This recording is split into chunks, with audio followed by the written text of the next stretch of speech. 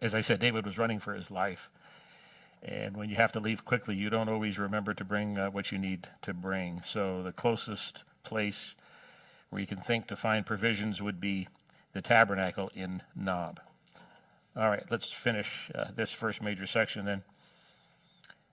And Abimelech was afraid when he met David and said to him, "Why are you alone and no one is with you?" So this is interesting. We have to ask the question, why was Ahimelech afraid? Was he aware of Saul's hatred of David? I'm sure the news was spreading by now. Everybody knew that David was a member of Saul's royal court, so why is David unattended by an official retinue? And perhaps David was not expecting Ahimelech to be so inquisitive. Perhaps this unnerved David a bit, which then caused him to tell a lie, which he's going to tell in the next verse. And we can all relate to this, can't we? When we're not expecting someone to ask us why we're doing something, we quickly tell a lie to cover up the real reason. So let's look at verse 2. So David said to Ahimelech the priest, "The king has ordered me on some business and said to me, 'Do not let anyone know anything about the business on which I send you or what I have commanded you. And I have directed my young men to such and such a place.'" So here's a bold-faced lie. In the last chapter we saw last week, David asked Jonathan to lie on his behalf to King Saul. And now, here David is lying directly, face to face, lying to the priest. So notice how enslaving sin is. And I know we've all experienced this. If you tell one lie and you're trying to cover up that lie, what do you need to do? You need to tell another lie to cover up the first lie, and before you know it, you can't keep track of all the lies. Look how easy it is to keep lying once you start down that path. This is what happens when our minds are overthrown by fear. We lose sight of God's faithfulness, God's love, and we can easily fall into patterns of sin. What should David have done? What should he have done? If he can go back and do it again, what should he have done?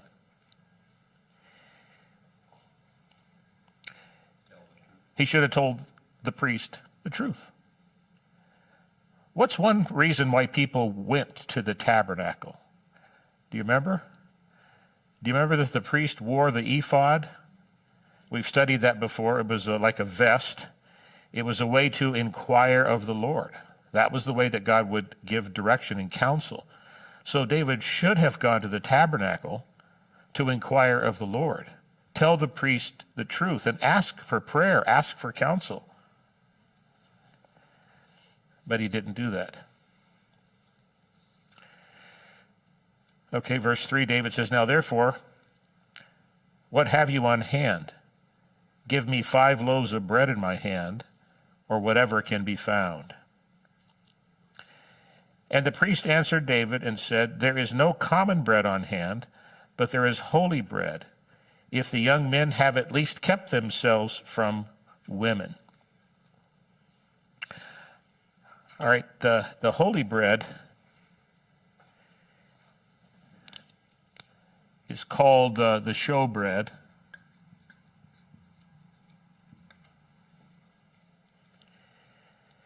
That consisted of 12 loaves of freshly baked bread every week, and it was placed on the golden table in the holy place. Remember, there's the courtyard of the tabernacle, the holy place, and the most holy place. Only one piece of furniture was in the most holy place, and that was the Ark of the Covenant. Of course, it wasn't there at this time. So every Sabbath day, the old bread was exchanged for fresh loaves. Only the high priests were allowed to eat the showbread. The reference for that is Leviticus 24, verse 9. So if you want to look these references up, there's Exodus, 25:30, and then Leviticus, what did I say? 24:9.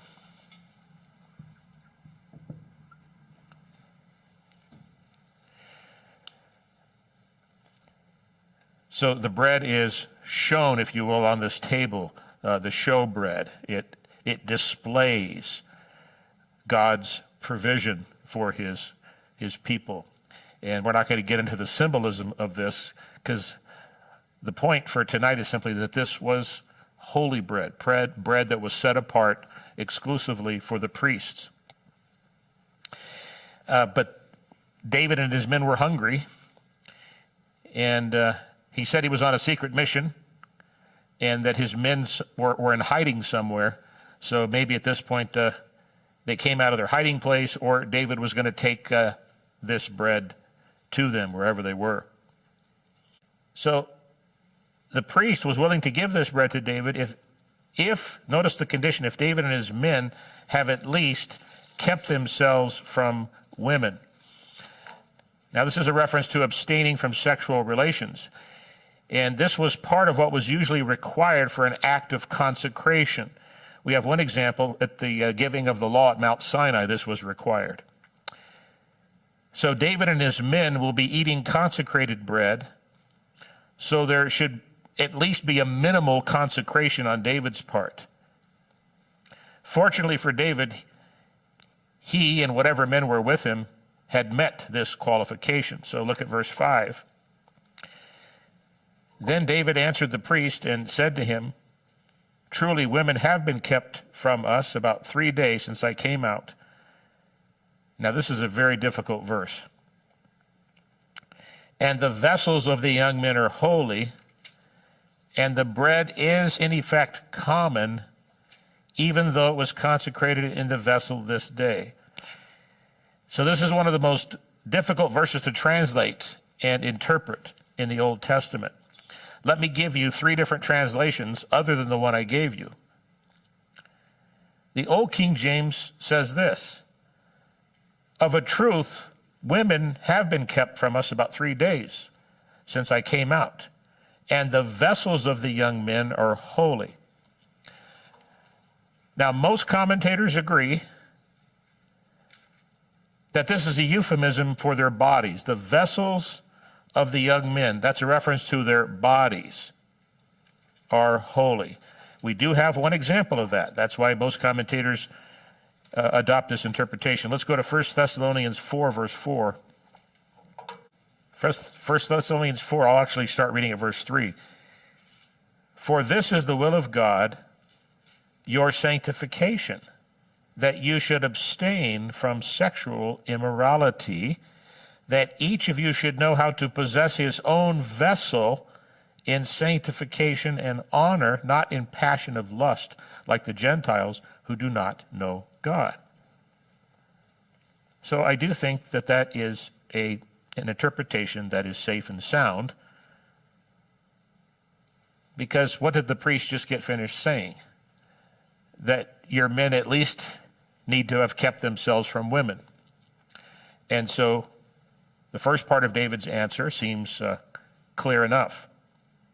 The vessels of the young men are holy. They have kept themselves from women. But look at the next part. I'm still reading the King James Version. "The vessels of the young men are holy, and the bread," which is in italics. This is kind of complicated. When a word is in italics, that means it wasn't in the original, but it's been supplied by the translators for the sake of clarity. "And the bread is in a manner common, yea, though it were sanctified this day in the vessel." Now, the second use of the word vessel sounds like a regular vessel, not a body, not a euphemism. Here is the NASB, the New American Standard Bible. Surely women have been kept from us as previously when I set out, and the vessels of the young men were holy, though it was an ordinary journey. How much more than today will their vessels be holy? Here's the ESV. "Truly women have been kept from us always when I go on an expedition. The vessels of the young men are holy, even when it is an ordinary journey. how much more today will their vessels be holy? Does anybody else have a different translation than the ones I gave?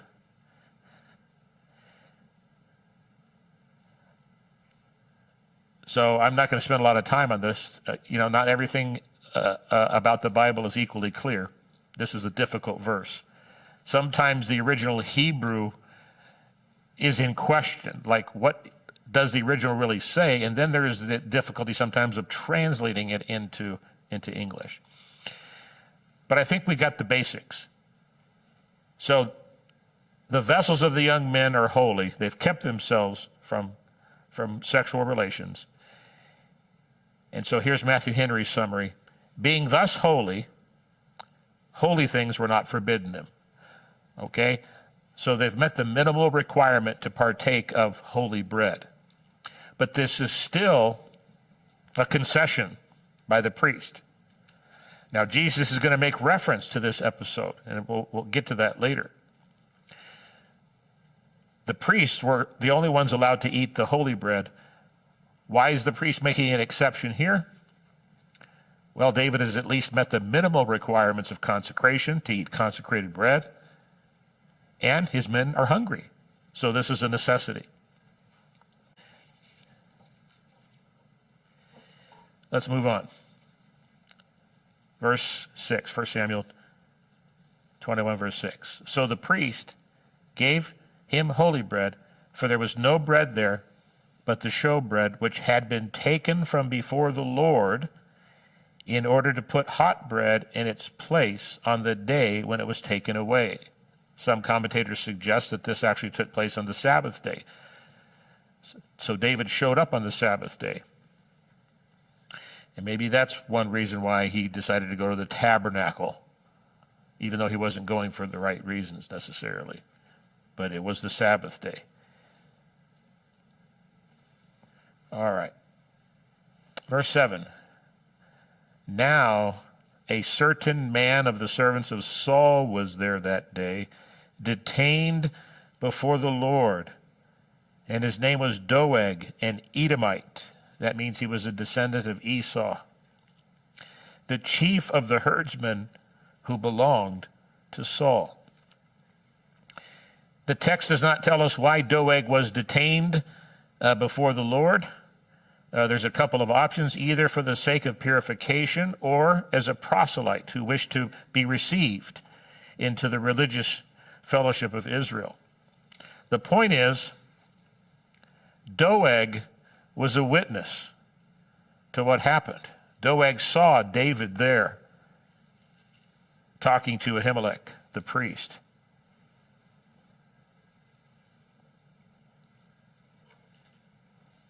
And later, let's jump ahead to 22:22, 1 Samuel 22, look at verse 22.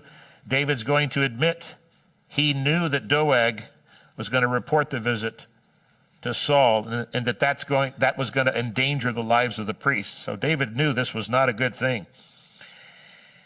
Verse 22 of chapter 22, so David said to Abiathar, I knew that day when Doeg the Edomite was there, that he would surely tell Saul, I have caused the death of all the persons of your father's house. And we'll look at that next time.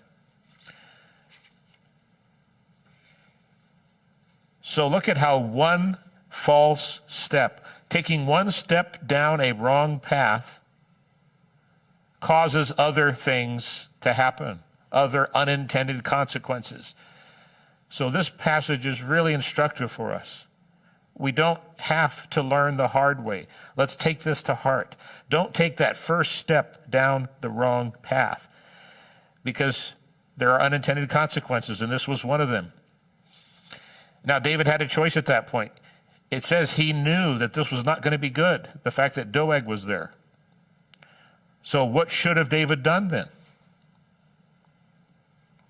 There was another opportunity then for him to tell Ahimelech the truth, but his lie endangered the lives of those priests. He did not intervene. He did nothing.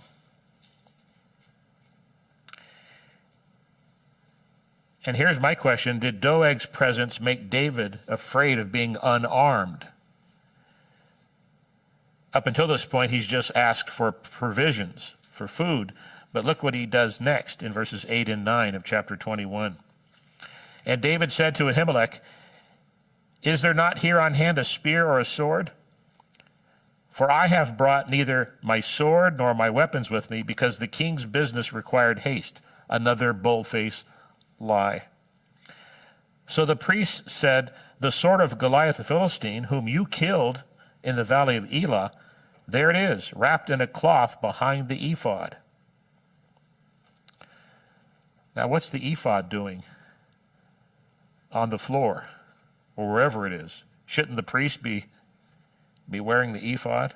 So again, there's marks of unfaithfulness here among the people of God. "If you will take that, take it, for there is no other except that one here." And David said, "There is none like it. Give it to me." I wonder if David's conscience at any point was bothered. David did have a sensitive conscience, as we'll see later on when he tore a corner of Saul's robe. That's coming later. But I just wonder, the sword of Goliath, whom you killed in the valley of Elah. Do you remember that day, David? You killed Goliath with his own sword. David was not afraid to face Goliath with nothing except a sling and a stone. And what is he doing here? He refused to wear Saul's armor. And now what is he doing? When he was filled with God's Spirit, he ran towards Goliath. Now he's filled with the fear of man. So what does he do? He places his confidence in Goliath's sword. "There's none like that. Give it to me." But I want you to notice something. The Lord does not forsake us in our foolishness. The Lord still provided for David's needs, and this was the Lord's way of doing that. The Lord is in control of this whole situation. Let's turn to Mark chapter 2. Let's look at the reference now in the New Testament. Jesus actually refers to this episode of how the Lord provided for David. Mark chapter 2. The Pharisees accused Jesus' disciples of breaking the Sabbath day because they plucked some ears of corn to eat. They were hungry. Let's just look at the passage. Mark chapter 2, verse 23. "Now it happened that he went through the grain fields on the Sabbath, and as they went, his disciples began to pluck the heads of grain. And the Pharisees said to him, 'Look, why do they do what is not lawful on the Sabbath?'" Now, why did the Pharisees think that was violating the Sabbath day? They looked upon that as work. That's harvesting. You're not supposed to do that. And they're right. You're not supposed to harvest on the Sabbath day. But what the disciples were doing was not harvesting. Verse 25, "But he said to them, 'Have you never read what David did when he was in need and hungry, he and those with him? How he went into the house of God in the days of Abiathar the high priest. He went into the house of God in the days of Abiathar the high priest and ate the showbread, which is not lawful to eat except for the priests, and also gave some to those who were with him. And he said to them, the Sabbath was made for man, and not man for the Sabbath. Therefore the Son of Man is also Lord of the Sabbath.'" So Jesus is pointing to the fact that the ceremonial law, as important as it was never meant to be made into a god. Now, there's another verse where it says, "I desire mercy and not sacrifice." So the Lord looks on the heart. He sees what people's real needs are, and that's more important than the rigid and heartless conformity to the ceremonial law.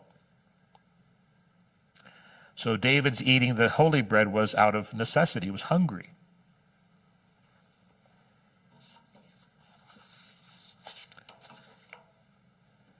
So even though we don't do things perfectly, and we fall in many ways, the Lord is right there.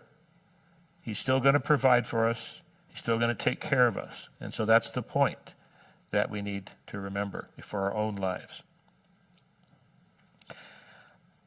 A lot of times we'll spend hours thinking about what we should have done, what we could have done. We have lots of regrets, don't we, sometimes? Oh, if I would only have done that. And what happens when we do that is we're missing how God is providing for us now. He hasn't forsaken us. Yes, we should have done that. Yes, we shouldn't have done that. But the facts are, we did it, and here we are, and the Lord is still with us, and he's going to work it out for our good. All right, let's go on to the second main section then. David's fear led him to find safety with God's enemies. Verse 10 through 15. Then David arose and fled that day from before Saul, and went to Achish, the king of Gath. So what has David done? He wants to get entirely away from Saul's domain, Saul's territory. But in doing so, what has he done? And now he's in enemy territory. He went to Achish, the king of Gath. Goliath was from Gath. This is Goliath's hometown. What is David doing? Now, he did not stroll into town wearing Goliath's sword. That would have been suicide. So he took the sword, but he probably hid it away somewhere. David was hoping he would not be recognized as the one who killed Goliath. And humanly speaking, there was a good chance that he wouldn't be recognized. Why is that? Because notice it says he went to Achish, the king of the Philistines. The kings of the Philistines did not lead their armies into battle like the kings of Israel did. Rather, what did the Philistines do? They sent forth their champion warriors like Goliath. They put them front and center. But anyhow,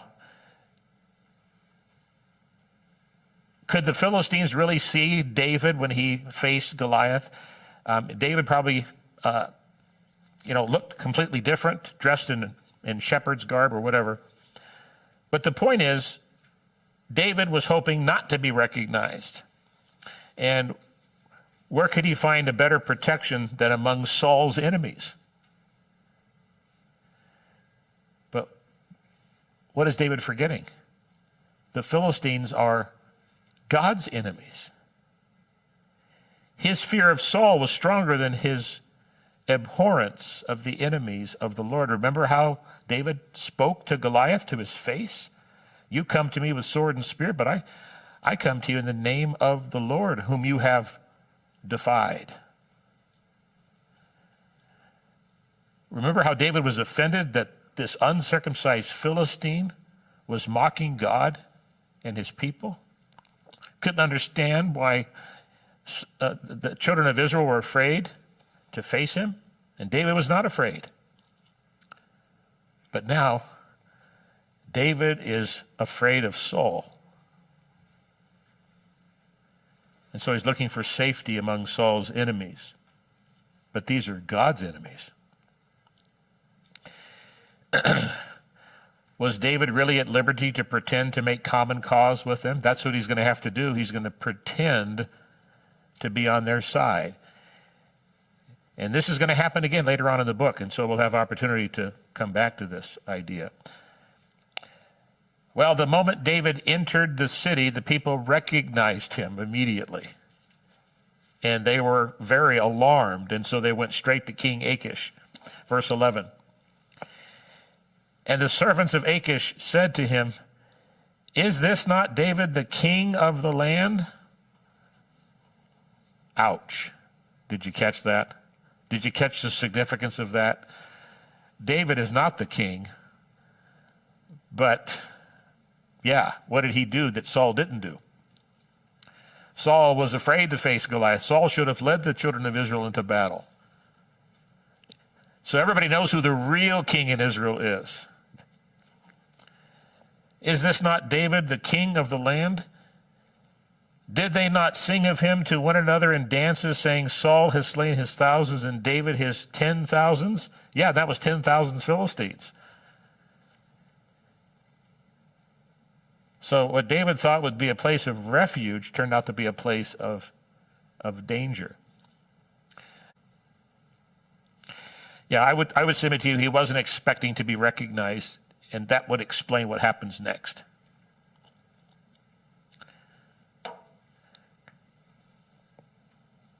Because once he realized people knew who he was,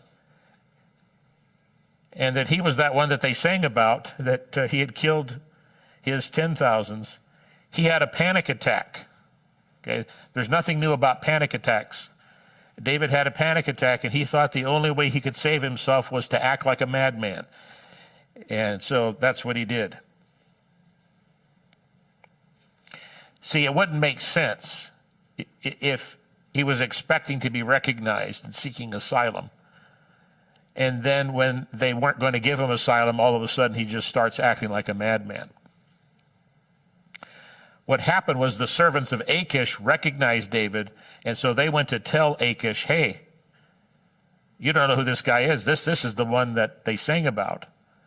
And so when David realized that the servants were going to tell Achish the truth about him, because he hasn't been brought before Achish yet. The servants got a hold of him first.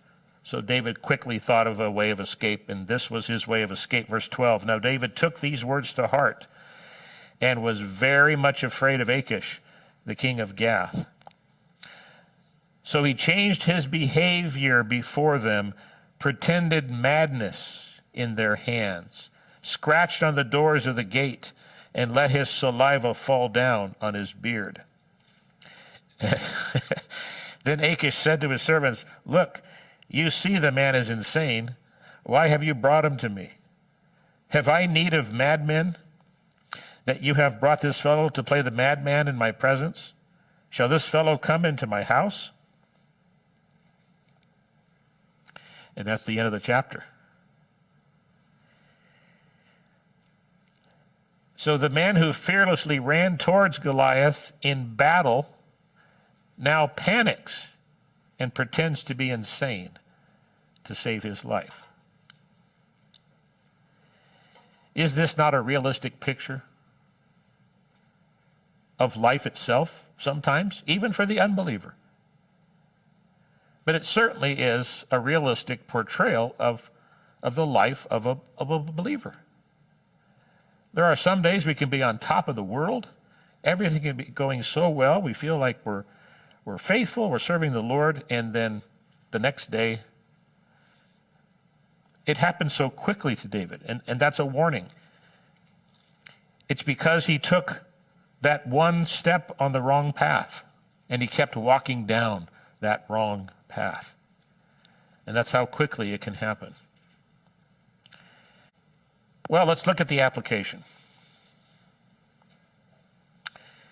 We've already looked at the first one. This is really what happened. This is a universal principle. The fear of man brings a snare, a trap. We think that telling a lie will get us out of a jam. We look for security and protection in telling a lie, but we deceive ourselves. It ends up being a trap with unintended consequences. But whoever trusts in the Lord shall be safe. So that's our choice. We should remind ourselves, this is the choice: snare or safe. What do I want? We think we can provide safety for ourselves by being deceitful. No, the only safety is in trusting in the Lord. So David should have told the truth, and he should have trusted the Lord to protect him from Saul. The Lord had proven time and time again that he could easily protect him from King Saul.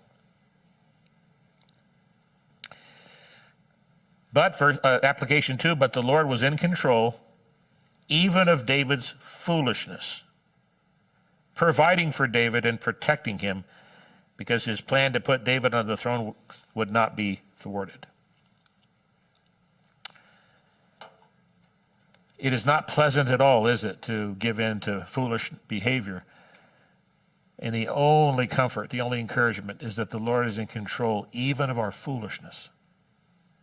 And we have to believe that. Otherwise, we'll be tempted to despair and to live in regret. He's not going to forsake us. He's not going to leave us. Richard Phillips has a quote there in number 2. He knows how to rescue his people from these places and to use them to challenge and mold our faith. The next 2 applications are from Arthur Pink in his Life of David. This is a good one. David had been anointed unto the throne, yet Saul was now bitterly persecuting him. Why then should the slayer of Goliath now be a fugitive? I like that. The slayer of Goliath is now a fugitive. Here's the answer. Faith must be tested. And we must learn by painful experience the bitter consequences of not trusting in the Lord with all our hearts, and the evil fruits which are born whenever we lean on our own understandings, take matters into our own hands, and seek to extricate ourselves from trouble. Concerning Hezekiah, we read, God left him to try him, that he might know all that was in his heart. 2 Chronicles 32:31. None of us knows how weak he is till God withdraws his upholding grace, as he did with Peter, and we are left to ourselves.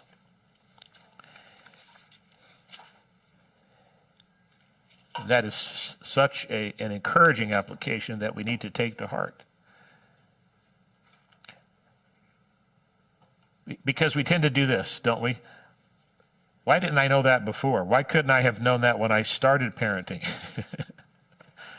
Why is it now that all my kids are grown that I am learning how to parent children? I wish I would have known then what I know now. What am I saying when I say that? Yeah. We're not believing that God did it right. Yeah. But where did that wisdom come from? It's like I'm saying, well, I could have known that earlier. See the pride in that statement? We're going to do it ourselves. We really don't know how weak we are. Every time we say, well, how can those people do that? How can they believe that? I would never do that. I would never believe it. Oh, that's a prideful statement again. We just don't realize how weak we are. And it's true that God prepared David for that moment when he faced Goliath, and he was ready, and he was perfectly successful. That was a victory, pure and unadulterated victory. But that's just the beginning of David learning what it means to be king. Application number 4. Though ingenious falsehoods may seem to promote present security, yet they ensure future disgrace. We should put that on our wall on a plaque. Though ingenious falsehoods may seem to promote present security, yet they ensure future disgrace. They did for Abraham, for Isaac, for Jacob, for Peter, for Ananias. Leaning unto his own understanding conducted David to Gath, but he soon learned from the shame of his folly that he had not walked in wisdom. Not only was David deeply humiliated by this pitiful episode, but Jehovah was grievously dishonored thereby. Marvelous indeed was it that he escaped with his life. This can only be attributed to the secret but invincible workings of his power moving upon the king of the Philistines. That would be God's power.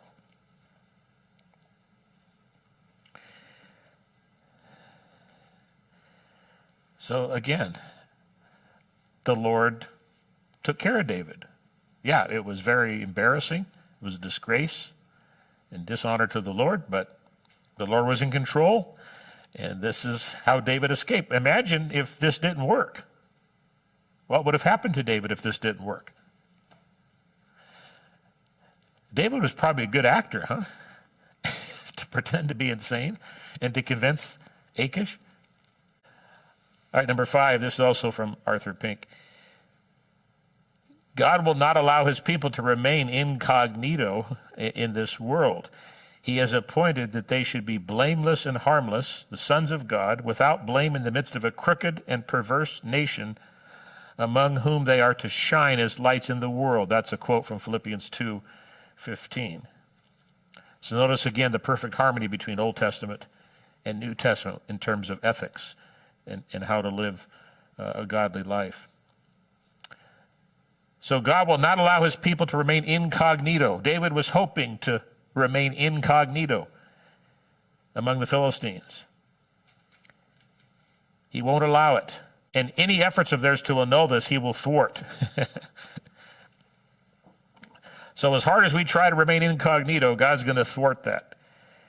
Abraham's deception was discovered. Peter's attempt to conceal his discipleship failed. His very speech betrayed him. So here, David was quickly recognized. And thus it will be with us. Let us not deceive ourselves. Oh, that's not going to happen to me. It won't be me. Thus it will be with us, and mercifully is this the case. For God will not have his own to settle down among and enjoy the friendship of his enemies. That would not be good for us. All right, let's turn to Psalm 34. Another one of those psalms concerning which we have the historical context, Psalm 34.